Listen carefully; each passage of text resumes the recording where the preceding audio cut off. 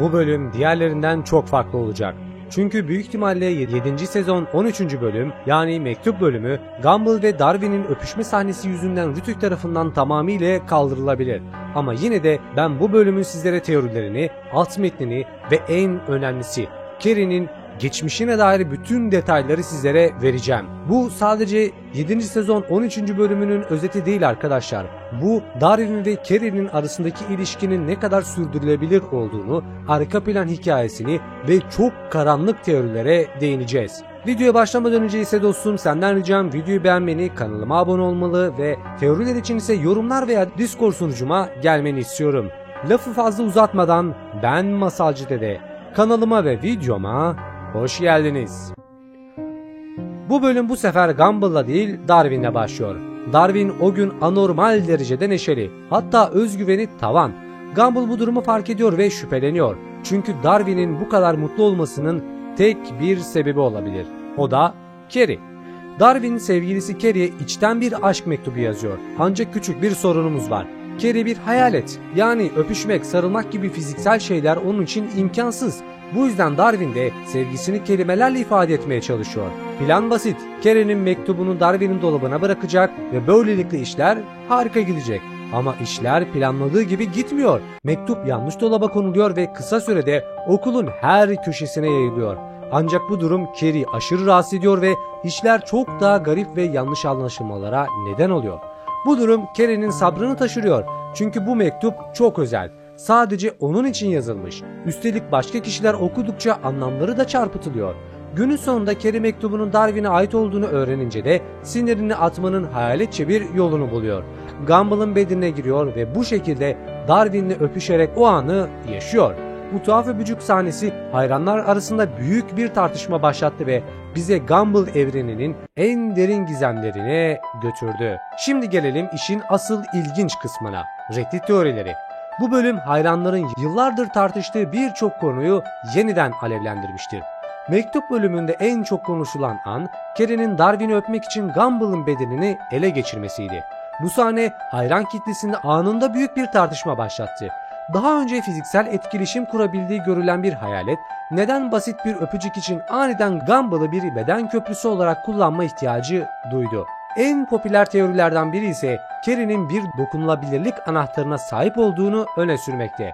Bu teoriye göre Carrie varsayılan olarak dokunulmazdır ve fiziksel olarak tezahür etmek için bilinçli olarak seçim yapması gerekir. Ancak bazen bunu unutmakta. Eğer bu doğruysa mektup bölümünde Gumball'ın bedenine ihtiyaç duyması, anahtarının kapalı olduğu bir durum veya hayalet formunun o an sağlayamadığı daha derin, insani bir öpücük deneyimi arzusunu ima edebilir.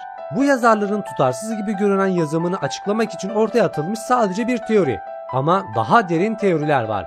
Reddit'te dolaşan daha dramatik bir teori ise seni seviyorum demenin hayaletleri çıldırtıp insanları ele geçirmesine neden olabileceğini öne sürmekte. Bu bağlamda Carrie'nin Gumball'ı ele geçirmesi, Darwin'e karşı duyduğu yoğun duygulara ani, neredeyse şiddetli bir tepki veya kendi formunun kaldıramadığı derin bir sevgi ifade etme kısıtlamasını aşma çabası olarak da yorumlanabilir. Bu Carrie'nin karakterine trajik bir ironi katmanı ekliyor. En derin duygularının kontrol kaybı veya başkasının fiziksel formu aracılığıyla dışa vurma ihtiyacıyla bağlantılı olduğunu düşündürmekte. Carrie'nin dalgalanan güçleri için biyolojik bir açıklama sunan ikna edici de bir teori mevcut. Bir düşünün, Carrie'nin 327 yaşında olduğu doğrulanmıştır ve ölümlü bir baba ile hayalet bir annenin çocuğudur. Bu hayalet insan hibrit statüsü onun tutarsız dokunulabilirliğinin temel nedeni olabilir. İnsan tarafı başkalarını tam olarak ele geçirmesini engelleyebilir ve bu da onu ele geçirmeye çalıştığında mutasyonlara neden olabilir veya içindeki çelişkili genetik yapı fiziksel dünyaya etkileşim kurma yeteneğinde rastgele dalgalanmalara yol açabilir. Bu teori onun tutarsızlıklarını basit olay örgüsü boşluklarından karakterinin merkezi bir yönüne dönüştürerek onu sürekli ikili doğasıyla boğuşan bir varlık olarak tasvir etmekte.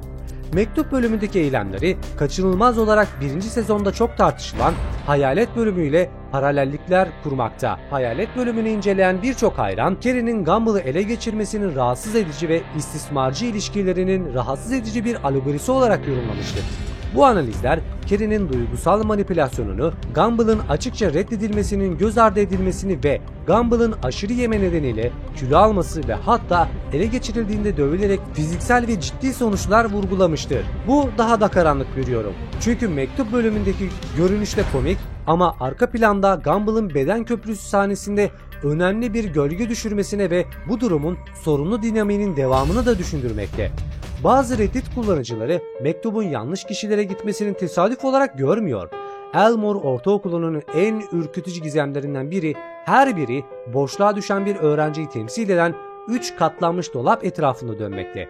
Birinin Molly'e, diğerinin Rob'a ait olduğu ve üçüncünün ise gizemini koruduğu, sahibinin bilinmediği yaygın olarak teorize ediliyor. Boşluğun gerçek doğası, boşluk kavramının kendini sayısız teoriye de yol açmasına neden olmuştur. Genellikle dünyanın hatalarını veya iptal edilen çizgi filmlerin gönderildiği bir cep boyutu olarak tanımlanmaktadır.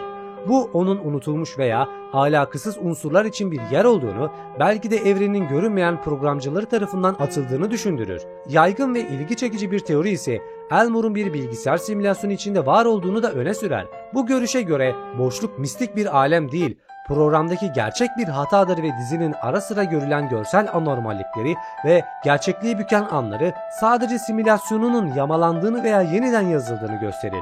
Rob karakterinin gelişimi hayran kitlesi tarafından önemli ölçüde yeniden değerlendirilmiştir. Başlangıçta basit bir düşman olarak sunulan Rob'un sorgu bölümündeki eylemleri şimdi çok daha yaygın olarak kendisi boşluğa çekilmeden önce Elmore vatandaşlarına yaklaşan bir kıyametin bir habercisi olarak sunulmuştur. Bu kurtarmaya çalışma çabası onu basit bir kötü adamdan trajik, yanlış anlaşılan bir peygambere dönüştürmüştür. Carey'nin mektubunun başka kişilere gitmesine aşırı tepki vermesi bazı Reddit kullanıcılarına göre onun karakter gelişiminde kritik bir nokta. Çünkü Carey genelde soğukkanlı ve alaycıdır ama bu bölümde duygularını açıkça belli ediyor. Teoriye göre bu Carey'nin Darwin'e olan sevgisinin düşündüğümüzden çok daha derin ve anlamlı olduğunun kanıtıdır.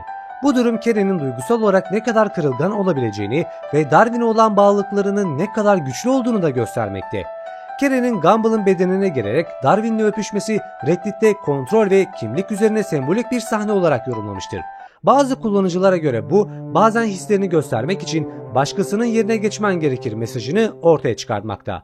Daha karanlık teoriler ise bunun gelecekte Carey'nin başka bedenleri de kullanarak farklı amaçlar peşinde koşabileceğinin habercisi olarak da söylemekte. Bu Carey'nin güçlerinin sadece romantik bir jest için değil, aynı zamanda daha büyük bir anlatı içinde bir araç olabileceği fikrini de ortaya atmakta. Carey ve Darwin arasındaki romantizm, Gumball'ın en sevimli ama aynı zamanda en zorlu alt konularından biri olmuştur. 327 yaşındaki bir hayalet olan Carey, ölümlü bir balık olan Darwin ile keskin bir tezat oluşturur. Bu muazzam yaş farkı ve varoluşsal durumlardaki temel farklılık, uzun vadeli ilişkiler için benzersiz bir dizi engel teşkil etmektedir. Yüzyıllardır süren varoluşuna rağmen Carey, genellikle tipik bir genç kızın duygusal ve davranışsal özelliklerini sergiler. Popüler bir teoriye göre Carey'nin yaşlanmasının kronolojik olmaktan çok zihinsel olduğunu öne sürer. Bu görüşe göre Darwin ile olan derin ilişkisi nihayetinde ona büyüme ve olgunlaşma arzusunu ve duygusal itici gücü sağlayabilir. Bu da onun Darwin'le beraber ilerlemesine paralel olarak zihinsel ve hatta fiziksel olarak yaşlanmasına neden olabilir. Carey'nin eşsiz yarı insan mirası göz önüne alındığında, ki bu ölümlü babasının hayalet annesiyle etkileşim kurmak için yasaklı bir kitap kullanmasından kaynaklanmaktadır, bazı hayranlar Carey'nin ölümlü olmasına veya en azından ölümlüye yakın olmasına neden olabilecek bir iksir veya büyü arayışına girebileceğini de öne sürmektedir. Bu onun Darwin ile birlikte yaşamasının ve yaşlanmasını hayalet formunun doğal sınırlamaları olmadan mümkün kılacaktır. Daha dokunaklı, hatta belki de daha karanlık bir teoriye göre onların ölümlülük farkının nihai çözümü Darwin'in ölümünden sonra bir hayalet olması ve böylece sonsuza dek birlikte olmalarına izin vermesi olabileceğini de öne sürer. Bazı hayran tartışmaları Darwin'in bu ebedi birleşmeyi sağlayabilmek için kendini öldürebileceğini bile şaka yoluyla ama karanlık bir biçimde de ima eder. Konuyu toparlayacak olursak, varoluşsal dokusuna bir katman daha ekleyen Gumball'ın kendi gizli, gerçekliği bükebilen güçleri vardır. Tıpkı annesi Nicole'un bir iblise dönüşmesi yeteneği gibi. Gumball'da gerçekliği manipüle etme, zamanı geri sarma ve mantığı bükme yeteneğini gösteren anlar yaşanmıştır. Ancak kişisel kayıpları işleme veya bozulan ilişkileri düzeltme konusunda derin zorluklar yaşar.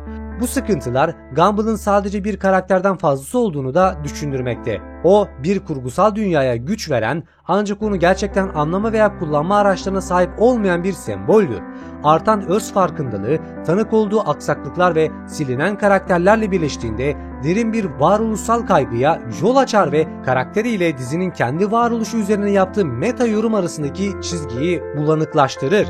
Yani dostlar 7. sezon 13. bölüm olan Mektup bölümü ilk bakışta basit bir yanlış kişiye giden mektup hikayesi gibi görünse de altında hayalet mitolojisi, beden transferi, okulun gizemli dolapları ve karakterlerin bastırılmış duyguları gibi katmanlar vardır. Sizce Carrie'nin Gumball'ın bedenini kullanarak Darwin'le öpüşmesi romantik bir jest mi yoksa gelecekte büyük olayların habercisi mi? Ve bu mektubun yanlış ellere geçmesi gerçekten tesadüf müydü? Yoksa Elmore'un simüle edilmiş gerçekliğinde bir glitch miydi? Darwin ve Carrie'nin ölümlü ve hayalet aşkı nasıl bir sona ulaşacak? Ve Gumball'ın kendi gerçekliğini büken güçleri Elmore'un kaderini nasıl etkileyecek? Yorumlarda teorilerinizi bekliyorum. Bu videoyu beğendiyseniz de beğenmeyi ve kanalıma abone olmayı unutmayın. Bir sonraki videoda da görüşmek üzere. Kendinize iyi bakın, hoşça kalın.